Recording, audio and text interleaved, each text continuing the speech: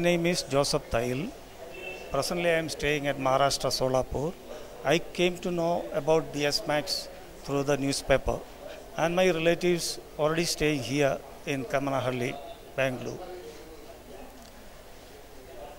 Through that connection, I just came to the project Seagull. I came to know about few figures, something like project manager Mahesh. With his interaction with him and my requirement of getting a flat immediately, I made my mind to get a flat from DS-MAX. And probably the average understanding about the DS-MAX seems to be satisfactory. And my present project is not completed, is getting ready only.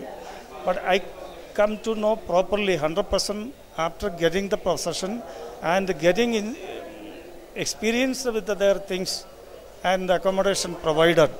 So after a few months, I may be able to say 100%. After getting properly about knowledge about this DS-MAX, there are my few friends already in need of flats. I can definitely connect to them. I will refer the case to them.